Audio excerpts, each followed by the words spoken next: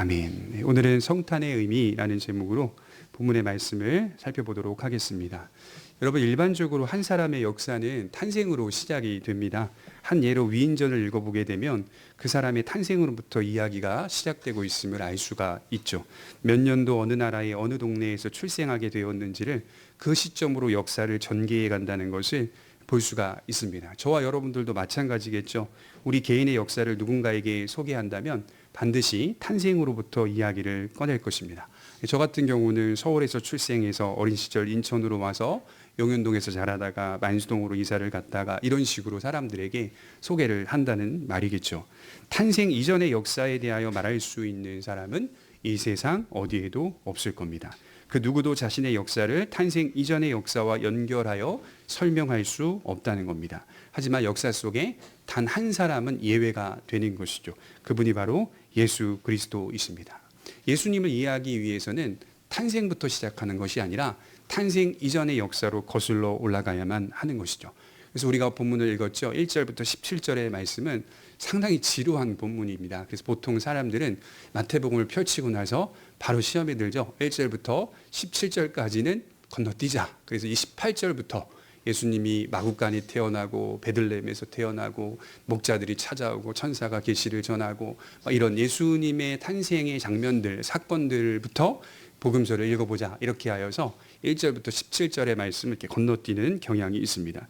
예수님의 계보다 이렇게 시작을 하니까 1절부터 17절은 반드시 예수 탄생에 대해서 이해를 해야만 하는 본문이라고 말씀을 드릴 수가 있는 것이죠. 그래서 1절부터 17절의 말씀을 예수님의 계보, 예수님의 족보로만 인식하지 않았으면 좋겠습니다. 이 말씀은 예수 그리스도의 족보 이상의 의미가 있어요. 우리 역시 족보가 있기 때문에 예수님의 족보를 우리의 족보와 같은 의미로 이해해서는 결코 안 된다고 말씀을 드리는 거죠. 지금 마태는 예수님의 탄생을 소개하기 위해 계보로 시작을 하고 있습니다. 처음부터 예수님의 나심, 즉 천사가 찾아오거나 성령으로 잉태가 되거나 그 이후에서 태어나고 목자들은 천사들에게 기쁜 소식을 듣게 하고 동방의 박사들은 별을 보고 주님을 찾아와 경배하였다. 이렇게 복음서가 시작되지 않고 있다는 것이죠. 주님의 탄생 이야기를 소개하기 전에 예수님의 계보를 먼저 기록하고 있다라고 하는 것입니다. 보통 우리는 이 계보에 대한 말씀은 건너뛰고 이 18절부터 읽는 것을 좋아합니다. 계보를 보면 무슨 의미가 있겠는가 이렇게 생각할 수도 있습니다. 하지만 성탄에 대한 매우 중요한 의미가 이 계보 속에 담겨 있습니다. 쉽게 말해 예수님의 탄생 이야기는 베들레헴에서부터 시작된 것이 아니다 이 말씀을 하는 것이죠. 예수 탄생 어디서 시작됐죠? 베들레헴 말 구유에서, 베들레헴 가축 구유에서 주님이 탄생했습니다. 이렇게 마태는 얘기하지 않아요. 역사를 거슬러 올라가서 예수 탄생은 시작되고 있다라고 말씀을 하는 겁니다. 마태는 예수님의 족보를 아브라함으로부터 시작하고 있어요. 아브라함과 다윗의 자손 예수 그리스도의 계보라. 조금 더 강한 이해를 돕기 위해서 누가복음을 읽어보면 거기서도 예수님의 족보에 대한 기록이 나오는데 누가는 거기서 뭐라고 표현하냐면 아브라함으로부터 시작하지 않고요. 3장 38절에 보면 그 위는 에노스요, 그 위는 셋이요, 그 위는 아담이요, 그 위는 하나님이라. 누가는 좀 달라요. 하나님이다 이렇게 표현하고 있어요. 예수님의 탄생은 거슬러 올라가면 그 위는 하나님이라. 예수님의 탄생의 근원을 말하는데 하나님으로부터 시작되신 분이라고 소개를 하고 있다는 말이죠. 먼저 우리가 기억해야 할 것이 있습니다. 주님의 탄생은 단순한 탄생이 아니었습니다. 계보가 말해주고 있듯이 역사를 거슬러 올라가면 만나게 되는 주제가 있는데 그게 바로 약속입니다. 아브라함과 다윗의 자손 예수 그리스도의 계보라 이렇게 시작하고 있잖아요. 그 본문 안에는 하나님의 약속이 담겨 있더라라고 하는 것을 말씀을 하는 것이죠. 어떤 위대한 인물이 갑자기 태어난 것으로 시작하지 말라는 겁니다. 주님의 탄생은 소식이었고 약속이었습니다. 성탄의 의미를 단순히 도덕적인 충고 정도로만 인식하는 신앙인들이 굉장히 많습니다. 여러분, 성탄절은 성도들에게 충고하거나 교훈하는 날이 아닙니다. 교훈을 듣는 날도 아닙니다. 성탄은 소식이고 약속이 성취되었다는 사실을 제대로 이해하는 날입니다.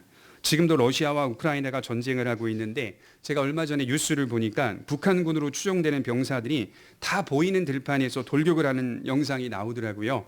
앵커가 이상한 전술이다 이렇게 소개를 하더라고요. 저렇게 개활지에서 저런 식으로 돌격하는 병사는 세상에 어떤 군인도 저런 전술을 갖고 전쟁에 뛰어드는 병사들은 없을 것이다. 다 죽었다고 해요. 전쟁이 나면 지휘관은 명령이나 충고를 합니다. 참호를 어디에 파야 하고 사수들은 어디에 배치해야 하며 탱크는 어디로 가야 하는지 적절한 지시와 충고를 해줍니다. 많은 사람들이 기독교를 이렇게 이해하고 있더라고요. 예수 그리스도에 대한 진리는 충고나 지시나 조언이나 삶에 대한 명령 정도가 아닙니다. 예수님의 탄생은 소식입니다. 그리고 약속입니다. 우리는 아무것도 할 수가 없고 오직 그분이 모든 것을 이루실 것이며 이루셨다는 사실을 묵상하는 날이 성탄입니다. 거기에는 인간이 항상 배제가 되는 거예요. 인간은 배제됩니다. 우리의 도덕이나 우리의 판단이나 우리의 지혜는 항상 배제가 됩니다. 오직 소식으로서의 기독교, 오직 약속의 성취로서의 기독교만 남아 있습니다. 제가 어떤 책을 보니까 이렇게 기록되어 있어요. 기독교는 당신이 해야 할 일이 아니라 하나님이 하신 일을 말해주는 것이 기독교다. 기독교는 당신이 무언가를 해야 하는 일이 아니라 하나님께서 당신을 위해 하신 일을 말해주는 게 기독교다. 그래서 목자들에게 나타난 천사는 누가복음 2장 10절에 큰 기쁨의 좋은 소식이다 이렇게 말씀을 하고 있어요. 우리는 그저 승리하신 예수님의 이야기를 소식으로 약속의 성취로 받아들이게 되는 것이죠. 우리 스스로를 우리가 구할 수 없다는 사실을 받아들이다 이렇게 말씀을 하는 겁니다. 여러분, 인간에게 행동이란 매우 중요한 요소입니다. 어떻게 보면 행동은 인간에게 있어서 가장 중요한 요소입니다. 사람이 어떻게 행동하는가, 사람이 어떻게 살아가는가, 이건 대단히 중요한 요소입니다. 그런데 기독교 신앙은 인간이 믿고 붙잡는 가장 중요한 요소를 멈추라 이렇게 명령하고 있습니다. 당신이 붙잡고 당신이 가장 소중하게 여기는 것, 당신이 가장 중요하게 여기는 그 경험조차도 다 내려놓고 멈추라라고 명령을 하고 있다는 거죠. 쉽게 표현하자면 기독교는 수양을 하는 종교가 아닙니다. 그래서 기독교를 오해하면 수양으로 이해하는 분들이 있는데 기독교는 수양이 아닙니다. 제가 조금이나마 공부했던 다른 종교들의 공통점을 살펴보면 하나같이 모든 종교들이 무엇을 말하냐면 구원을 얻으려면 당신은 무엇을 해야 한다는 지침이 있더라고요. 무언가를 반드시 해야 한다는 지침이 주어집니다. 대표적인 종교들은 다 이런 지침들이 있습니다. 무엇을 열심히 해야 한다는 지침을 말하지만 기독교는 그것을 말하지 않아요. 인간의 지혜, 인간의 마음, 인간의 의지를 멈추라고 말합니다. 그래야 기독교 신앙이 들어갈 수 있다라고 말합니다. 그리고 큰 기쁨의 좋은 소식, 내가 쌓은 게 아니라, 내가 이룬 게 아니라, 내가 성취하는 것이 아니라 우리 주님께서 이루신 그 공로를 믿음으로 받아들이라라고 말씀을 합니다. 이미 승리한 전쟁은 다시 싸울 필요가 없다라고 말씀을 하는 게 기독교예요. 승리한 전쟁에 가장 필요한 건 뭘까요? 자, 전쟁에 승리했어요. 승리한 이후에 가장 필요한 건 뭐냐면 소식입니다. 소식. 이 전쟁은 누가 이겼다, 누가 승리했다라고 하는 소식을 전달해주는 사자가 필요한 거예요. 곳곳마다 소식이 전달되고 있는 것이 기독교의 복음입니다. 그런데 이 승리는 역사 가운데 이미 오래전에 거슬러 올라가 보니까 예언된 약속이었다는 점을 지금 아브라함과 다윗의 자손 예수 그리스도의 계보라 이렇게 소개를 하고 있다는 것이죠. 베들레헴 한 구유에서 아기 예수님이 태어나시기 전에 이미 하나님은 예수님이 오실 것을 말씀하셨습니다. 마태는 예수님의 계보를 아브라함으로부터 시작하고 있어요. 그렇다면 아브라함에게 주신 약속을 좀 살펴볼 필요가 있는데 창세기 12장 2절에서 3절을 들 수 있는데요. 내가 너로 큰 민족을 이루고 내게 복을 주어 내 이름을 창대하게 하리니 너는 복이 될지라. 너를 축복하는 자에게는 내가 복을 내리고 너를 저주하는 자에게는 내가 저주하리니 땅의 모든 족속이 너로 말미암아 복을 얻을 것이라 하신지라. 복에 대한 아브라함을 향한 약속이 있었는데 이 복은 우리가 생각하는 물질적인 복이나 번영적인 복을 말하는 게 아니에요. 이 복은 아브라함의 후손으로 말미암아 오신 예수 그리스도가 이 땅 가운데 편만히 펼쳐져서 죄인들을 구원하신다는 이 복을 의미하고 있는 계시였습니다. 예수님의 탄생을 예언한 말씀이죠. 땅의 모든 족속이 너로 말미암아 아브라함의 후손인 예수 그리스도로 말미암아 복을 얻게 될 것임을 약속하고 있습니다. 여러분, 사실 조금 더 거슬러 올라가 볼까요? 예수님의 탄생은 사실 창세기 3장 15절부터 이미 예언되어 있었습니다. 창세기 3장 15절이 무엇입니까? 누군가가 와서 사탄의 머리를, 뱀의 머리를 상하게 할 것이라고 약속하고 있습니다. 이미 쭉 거슬러 올라가면 인간의 타락부터 예언되고 있었던 것이 복음이었어요. 예수님은 이미 약속된 분이셨습니다. 그런데 이 약속이 성취되기까지 상당히 오래 걸렸다는 사실을 확인하게 되는 거죠. 우리 오늘 읽었죠. 낳고 이게 오랜 시간을 말해주는 거예요. 이것이 약속이 성취될 때까지 긴 세대와 시간이 걸렸다. 주님이 태어나시기 전에 400년 동안은 암흑기라고 보통 얘기하거든요. 이스라엘에 가보면 이스라엘의 역사를 공부하는 랍비들은 요 400년의 시간, 예수님이 태어나시기 전에 400년의 시간을 암흑기 또는 중간기라고 합니다. 중간기, 암흑기. 왜 이들이 암흑기라고 표현을 하냐면 400년 동안 한 사람의 선지자가 없었대요. 이스라엘 역사 속에 이 400년이라는 시간 동안 한 명도 선지자가 나타나지가 않았대요. 그래서 그 시간을 암흑기라고 말을 하더라고요. 이곳저곳으로 흩어진 유대인들은 그곳에서 노예로 삶을 살아갈 뿐이었습니다. 곳곳에서 탄식하는 유대인들의 소리가 들렸는데 모두가 다 유대인들이 뭐라고 말하냐면 하나님은 우리를 잊으셨다. 하나님은 약속을 잊으셨다. 그러나 오늘 마태는 말합니다. 하나님은 결코 약속을 잊지 않으셨다. 그분이 하신 약속은 반드시 실현되며 그분의 약속이 실현될 때는 언제나 우리가 생각하는 것보다 더 큰 일을 이루신다라고 하는 것을 선포하고 있습니다. 우리는 하나님이 일하시는 속도를 아주 느리다고 느끼며 아예 약속을 망각해버리신 하나님처럼 느끼기도 합니다. 여러분 그걸 기억하셔야 돼요. 우리의 시간표와 하나님의 시간표는 다릅니다. 우리의 판단과 하나님의 판단은 다릅니다. 우리의 시간표로 하나님을 판단할 수 없다는 말입니다. 복음서를 읽어보니까요. 우리가 잘 아는 마가복음 5장 36절에 회당장 야이로의 딸을 고치는 장면이 나오는데요. 약간 제가 그 이야기를 읽으면서 의문이 들었던 것이 있어요. 뭐냐면 주님이 일하시는 속도가 답답합니다. 좀 답답해요. 야이로는 딸이 죽게 되었고 주님께 찾아와 간절히 청합니다. 이제 곧 내 딸이 죽게 되는데 얼른 오셔서 내 딸을 치료해 주십시오. 간절히 구합니다. 그런데 중간에 무슨 일이 있냐면 그래 좋아 너희 딸을 치료해 주러 가다. 주님이 걸어가시는 중간에 무슨 일이 있냐면 12의 혈루증을 앓던 여인을 만나게 됩니다. 중간에 멈춰서서 다른 사람을 상대하시느라 야이로의 딸은 죽게 되었다 이렇게 기록하고 있어요. 타이밍이 굉장히 나쁜 거죠.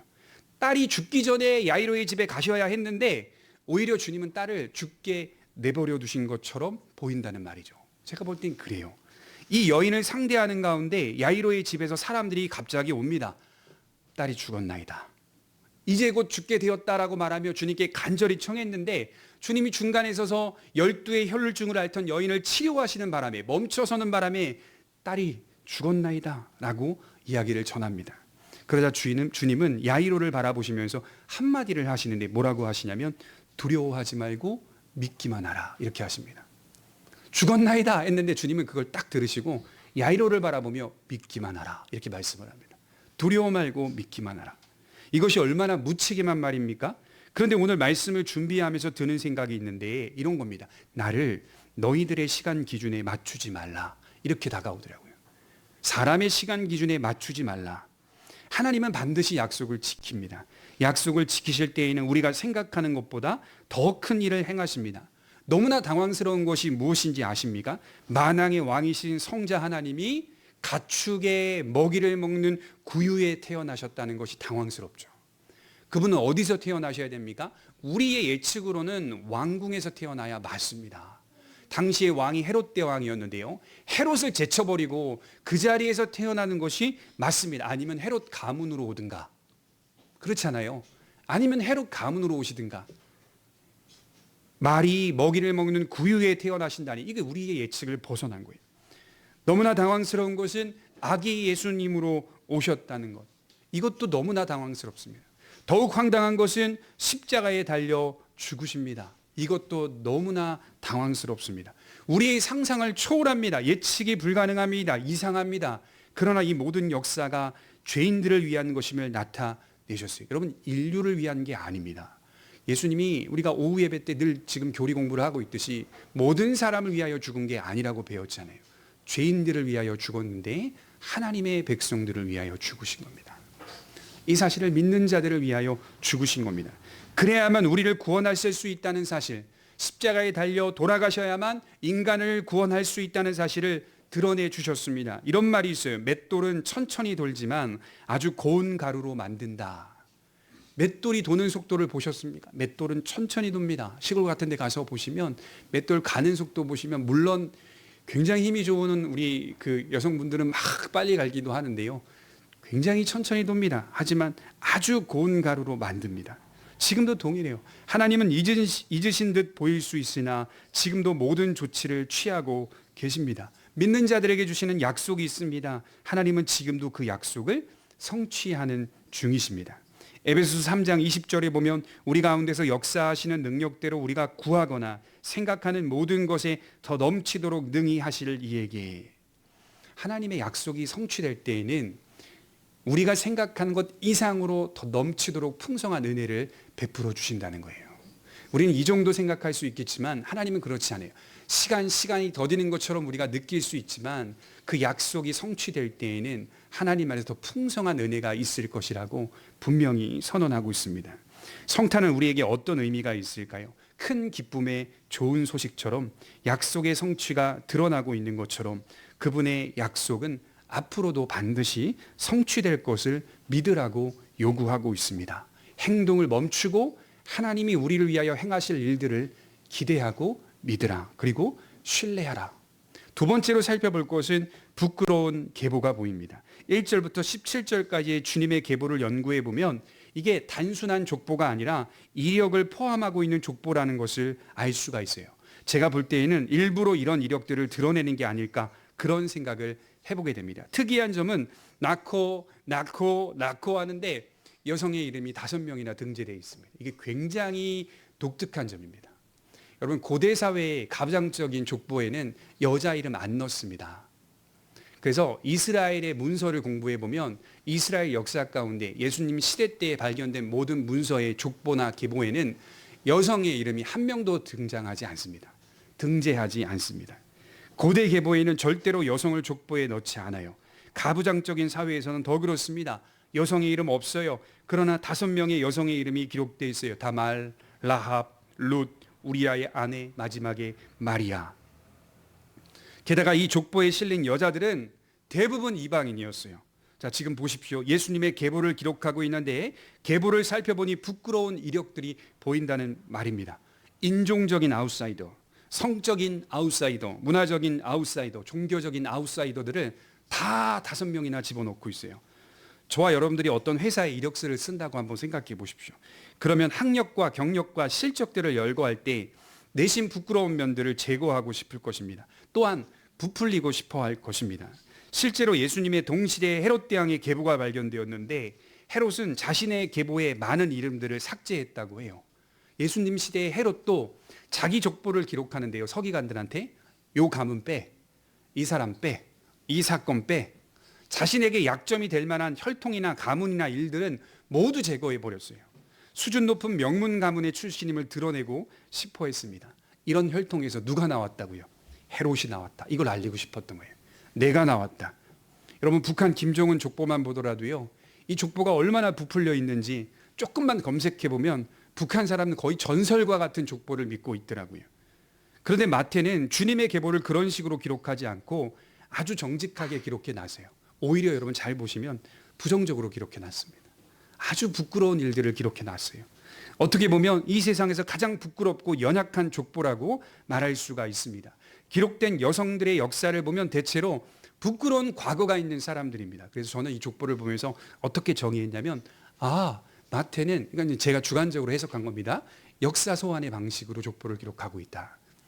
그러니까 여성들의 이름을 넣었는데요. 이 5명의 여성들이 문화적인 아웃사이더, 인종적인 아웃사이더, 성적인 아웃사이더들이거든요.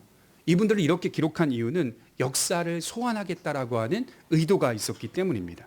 3절을 보시면 유다는 다말에게서 베레스와 세라를 낳고 베레스는 헤스론을 낳고 헤스론은 람을 낳고, 유다와 다말 사건은 우리가 잘 아는 근친 상간의 사건입니다.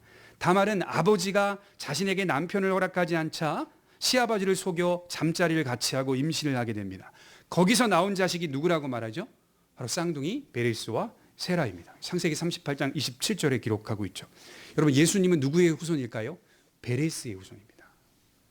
근친 상간으로부터 태어난 후손이 예수님입니다. 그래서 베레스는 헤스론을 낳고 이렇게 이어지는 겁니다. 너무나 부끄러운 역사예요. 감추고 싶은 역사예요. 마태는 사건을 소환하고 있는 겁니다. 메시아가 바로 이 엮이는 가정에서 나오셨다. 그 다음 기록된 여성이 누구죠? 라합입니다. 라합. 5절을 한번 볼까요? 살몬은 라합에게서 보아스를 낳고 보아스는 룻에게서 오벳을 낳고 오벳은 이새를 낳고 라합은 이스라엘 여자 아닙니다. 유대인 아닙니다. 가나안 여인입니다. 그리고 그곳에서 몸을 파는 매춘부였어요. 라합에게서 누가 나왔죠? 보아스가 나왔습니다. 그리고 라합에게서 보아스가 나오고 보아스에게서 예수님이 오시는 겁니다. 여러분 이 역시도 상당히 부끄러운 가정사입니다.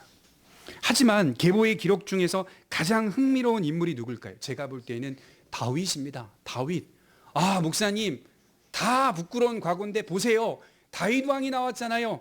이 정도야 돼야 여의 다윗 왕의 후손으로 오셔야 그럴 만한 분 아닙니까? 여러분 6절에 보십시오. 그런 차원으로 마태가 기록한 것 같지는 않아요. 다윗을 기록하는 방식이 굉장히 특이한 방식입니다. 왕의 자부심이 아니에요.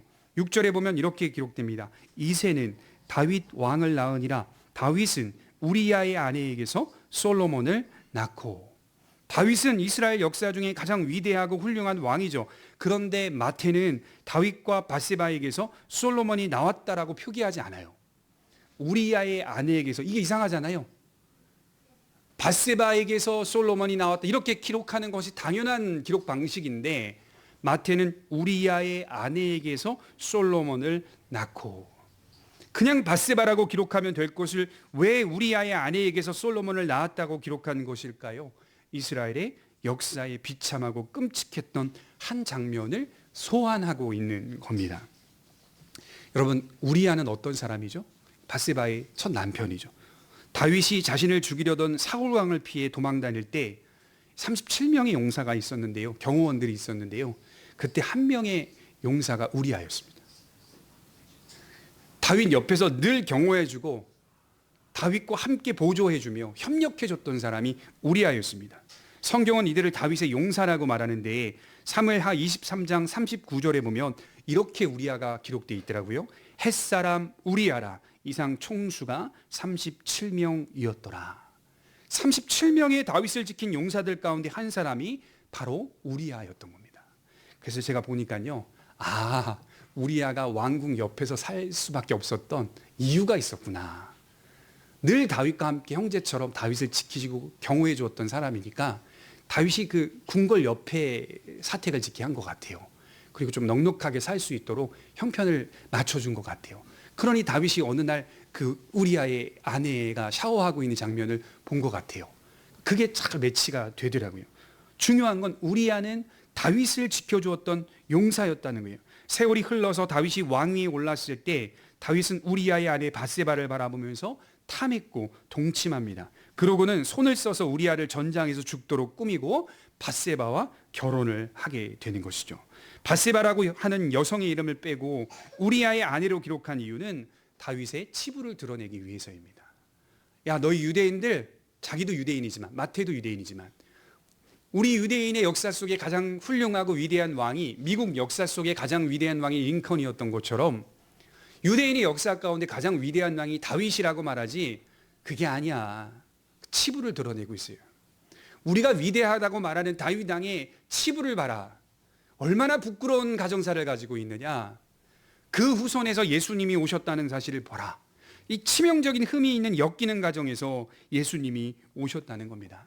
사람들은 흠이 없는 명문 가문에서 예수님이 오시기를 바랬어요. 불교의 기원을 보면 고타마 시타르타의 혈통과 이야기들을 볼 수가 있는데 상당히 깨끗해요. 제가 불교를 책을 보고 공부하는 걸 좋아한다고 말씀드렸잖아요. 고타마 시타르타의 기원을 보면요 깨끗해요. 뭐가 깨끗하냐? 흠이 없어요. 왕자로 태어나가지고 이렇게 한 땀 한 땀 밟아가는 모습들이 흠이 하나도 없어요. 그리고 그 배경이 가정사와 혈통들이 아주 깨끗해요. 거의 신으로 태어나는 것처럼 아주 흠이 없는 가정에서 흠이 없는 역사 속에서 태어난 전형적인 정말 전설이더라고 제가 보니까. 그렇게 사람들은 만들어서 그렇게 종교가 시작되고 있다는 것을 알립니다. 완벽한 형편에서 부처님이 시작되었다. 이렇게 포장을 합니다. 하지만 예수님의 역사를 오늘 보세요. 가장 부끄러운 역사를 가지고 있는 가문과 혈통에서 시작하십니다. 이게 정말 저는 감동이 되더라고요. 말씀을 준비하면서. 왜 이러한 형편을 가진 혈통에서 오셔야만 했을까? 정말 멋진 혈통에서 오시면 더 낫지 않았을까요? 사람들이 믿기가 편하지 않았을까요? 훨씬 수월하지 않았을까요? 못지 않을 수 없습니다. 이것이 인간이라는 겁니다. 이게 인간의 역사라는 거예요. 흠 있는 게 다 인간의 역사라는 거예요. 누구도 하나님의 은혜에서 배제되는 인물이 없다. 대상이 없다. 모두가 다 죄인이다라고 하는 사실을 족보를 통하여 주님이 알리시는 겁니다. 그리고 복음이라고 하는 것은 누구도 배제하지 않겠다. 이렇게 흠이 많은 사람들, 흠이 많은 가문들, 흠이 많은 혈통도 배제하지 않고 믿음으로 받아들이겠다라고 하는 하나님의 은혜가 담겨 있는 내용입니다. 주님은 이 모두를 끌어안고 받아들이신다, 이 얘기를 하는 것 같아요. 여러분, 다윗조차도 하나님의 은혜로 받아들여진 인물입니다. 오해하지 마세요. 이스라엘 사람들은 다윗은 훌륭하고 존경할 만한 인물이라고 늘 칭찬하지만 다윗조차도 역사를 보면 하나님의 은혜로 받아들여진 인물이다라고 하는 것이죠. 여러분, 심지어 살인을 저지른 사람이더라도 주님은 받아들이십니다. 진실로 회개하고 그분을 믿으면 예수님과 연합하는 사건이 일어납니다. 그것은 오직 은혜로만 되는 일이에요. 왕이라고 해서 쉽게 받아들여지는 것이 아닙니다. 착한 사람이라고 쉽게 받아들여지는 것도 아닙니다. 악인이라고 해서 배제되는 것도 아닙니다. 누구든지 오직 하나님의 은혜로만 받아들여집니다. 죄인은 오직 예수님을 믿는 믿음으로서만 하나님 앞에 설 수 있다는 사실을 말하는 거죠. 저는 예수님의 계보를 보면서 이렇게 결론을 내렸어요. 은혜가 필요 없는 사람은 아무도 없습니다. 이 세상 가운데 하나님의 은혜가 필요 없는 사람은 아무도 없습니다. 다 똑같습니다. 우리가 오후 시간에 도르트 신조에서 배우고 있듯이 똑같이 잃어버려진 죄인이고 똑같이 사랑받고 받아들여져야 할 사람들입니다. 우린 다 하나님의 관점으로 보면 부정한 사람들일 뿐입니다. 이 부정함은 예수님의 정결함을 만나서 눈처럼 깨끗해지는 겁니다. 여러분, 우리의 세상을 한번 정직하게 돌아봐 주십시오. 세상은 혈통과 인종과 돈과 계급과 권세를 중요하게 여기지만, 여러분, 지금도 보면요, 제 동기 형님이 인도에서 선교사님으로 나가서 지금 살고 계시는데요, 인도가요 불교 국가이기도 하고 이슬람 국가이기도 하고 대표적인 종교는 힌두교거든요. 힌두교 국가이거든요. 힌두교의 그 네 가지 계급이 있잖아요. 브라만, 크샤트리아, 수드라, 이런 계급들이 있거든요. 그게 지금 현대 이 시대에도 똑같이 적용됩니까? 라고 선교사님한테 제가 물어봤는데요, 아주 똑같대요. 지금도 그렇대요. 그 불가촉 천민들로 계급이 딱 고정이 되면 그 사람들은 지식을 배울 수가, 공부조차 할 수가 없대요. 그냥 아예 찍혀버렸기 때문에. 브라만, 크샤트리아, 이런 사람들은요, 왕족, 그다음에 성직자, 힌두교에서는 성직자가 가장 높은 계급이거든요. 지금도 그 계급에서 벗어나지 못하고 사람들을 구분하여 그렇게 사람들을 도장 찍고 낙인 찍고 살고 있다는 거예요. 동네에서 동네도 못 온대요. 동네에서, 천민들은 동네에서 동네로도 못 온대요. 딱 그 거리에서 정해져 있고, 직업도 이력서도 낼 수 있는 회사가 딱 한정돼 있고, 그런 얘기를 듣는데 얼마나 마음이 아픈지 몰라요. 거기서 복음을 전하고 계시는 거예요. 진리를 전하고 계시는 거예요. 하나님의 관점에서는 브라만 아무 소용이 없다. 크샤트리 아무 소용이 없다. 수드라 아무 소용이 없다. 하나님의 관점, 모두가 다 죄인이고 하나님을 믿는 믿음 안에서 받아들여져야 할 뿐이다. 우리 주님은 세상의 조건을 배척하시고 주님의 조건으로 죄인들을 부르시고 계십니다.